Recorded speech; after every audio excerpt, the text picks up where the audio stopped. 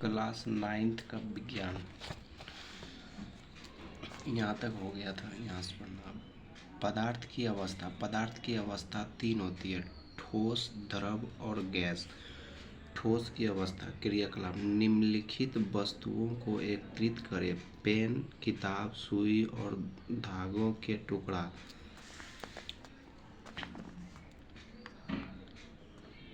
इन वस्तुओं के चारों ओर पेंसिल घुमाकर इनके आकार का रेखाचित्र बनाएं। क्या इन सभी का निश्चित आकार, स्पष्ट सीमा तथा स्थिर आयतन है? इन पर हथौड़ा मारने, खींचने या गिराने से क्या होता है? क्या इनका एक दूसरे में विसरण संभव है? बल लगाकर इसको संपीड़ित करने का प्रयास करें। क्या इनका संपीड़न होता है? सब उपर्युक्त उदाहरण ठोस है। ये जो था उदाहरण, ये सब ठोस था। हम देख सकते हैं कि इन यहाँ से सभी का एक निश्चित आयतन, स्पष्ट सीमाएं तथा स्थिर आयतन यानी नगण्य संपीड़ितता होती है।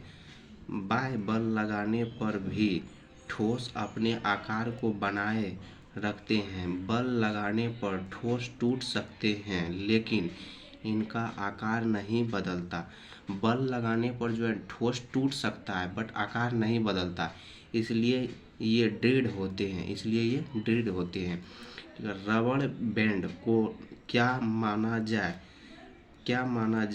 क्या खींचकर इसका आकार बदला जा सकता है? हाँ, इसका आकार बदला जा सकता है रबड़ को खींचकर।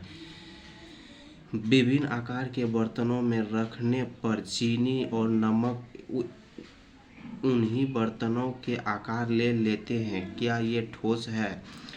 स्पंज क्या है? यह ठोस है, लेकिन फिर भी इसका संपीड़न संभव है। ये सभी जो है ठोस है। ये सभी ठोस है क्योंकि बाह्य बल लगाए जाने पर रबड़ बैंड का आकार बदलता है। बाह्य बल मतलब बाहरी से बल लगाएंगे तो बल लगाने पर उसका रबड़ का आकार बदला जाता है, और बल हटा लेने पर यह पुनः अपने मूल आकार में आ जाता है। अत्यधिक बल लगाने पर यह टूट जाता है। अत्यधिक बल लगाने पर रबड़ जो है टूट जाता है।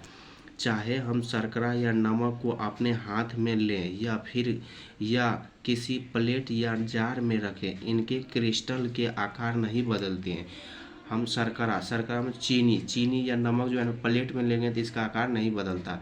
स्पंज में बहुत छोटे छिद्र होते हैं। स्पंज में बहुत छोटे छिद्र होते हैं जिसमें वायु का समावेश होता है।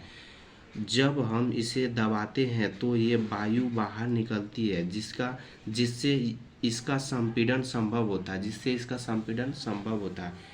क्रियाकलाप 1.10। निम्नलिखित वस्तुओं को एकत्रित करें द्रव अवस्था में। ये द्रव अवस्था का क्रियाकलाप है। जल, खाना पकाने का तेल, दूध, जूस, शीतल पेय। विभिन्न आकार के बर्तन। प्रयोगशाला के एक माप सिलेंडर की सहायता से इन बर्तनों में 500 ml पर निशान लगा लें।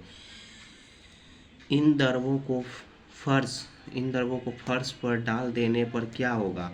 किसी एक द्रव का 500 ml माप कर विभिन्न बर्तनों में क्रमशः एक करके डालें। क्या प्रत्येक बार आयतन एक समान रहता है? क्या द्रव का आकार एक समान रहता है? नहीं, द्रव का आकार एक समान नहीं रहता है। द्रव को एक बर्तन से दूसरे बर्तन में उलटने पर क्या आसानी से बहता है? नहीं। परीक्षण से हम पाते हैं कि द्रव का आकार नहीं, लेकिन आयतन निश्चित होता है। द्रव का आकार नहीं बदलता, लेकिन आयतन जो है निश्चित रहता है। जिस बर्तन में इन्हें रखा जाए तो ये उसी का आकार ले लेते हैं। द्रव में बहाव होता है और इनका आकार बदलता है, इसीलिए ये दृढ़ नहीं लेकिन तरल होते हैं। ठोस और द्रव का मिश्रण द्रवों में संभव है। क्रियाकलाप 1.4 और 1.5 पीछे में दिया हुआ है, ये सभी ये वाला पढ़ा है, उधर पीछे पढ़ा है, फर्स्ट वीडियो में पढ़ा दिए। बिहार पुलिस का कथन निष्कर्ष का यही एक उपाय है पढ़ने से, इसी से पढ़ने से कथन निष्कर्ष बनेगा बिहार पुलिस में, नहीं तो नहीं बनता है। क्वेश्चन बहुत हार्ड उठाने लगा है साइंस का। ठोस और द्रव का मिश्रण द्रवों में संभव है। वातावरण की गैसों विसरित होकर जल में घुल जाती है। ये गैस विशेषता ऑक्सीजन एवं कार्बन डाइऑक्साइड जलीय जंतुओं तथा पौधे के लिए अनिवार्य होती है। सभी जीवधारी अपने जीवन निर्वाह के लिए सांस लेते हैं। जलीय जंतु जल में घुली ऑक्सीजन जलीय जंतु जो हैं जल में घुली ऑक्सीजन के कारण सांस लेते हैं। इस तरह से हम इस निष्कर्ष पर पहुंचते हैं कि द्रव में ठोस, द्रव और गैस तीनों का विसरण संभव है। ठोसों की अपेक्षा द्रव में विसरण की दर अधिक होती है। ऐसा इसलिए है क्योंकि द्रव अवस्था में पदार्थ के कण स्वतंत्र रूप से गति करते हैं और ठोस की अपेक्षा द्रव के कणों में रिक्त स्थान भी अधिक होता है। ठोस की अपेक्षा जो है द्रव के कणों में रिक्त स्थान भी अधिक होता है। ये सब क्रियाकलाप। गैसीय अवस्था का क्रियाकलाप जो है बैलून, ये कह रहा है बैलून में क्या भरा था, बैलून में जो है हाइड्रोजन या हीलियम भरा होता है। अब ये क्या कर क्रियाकलाप 1.11 ये गैसीय अवस्था का क्रियाकलाप है। 100 ml की तीन सिरिंज लें और उनके सिरे को रबर के कॉर्क से बंद कर दे, जैसा कि चित्र 1.4 में दिखाया गया है। सिरिंज में भर लेना। सभी सिरिंजों के पिस्टन को हटा ले। पहले सिरिंज में हवा रहने दे, दूसरे में जल और तीसरे में चौक के टुकड़े भर दे। पहला में हवा रहना है, दूसरा में जल और तीसरा में चौक।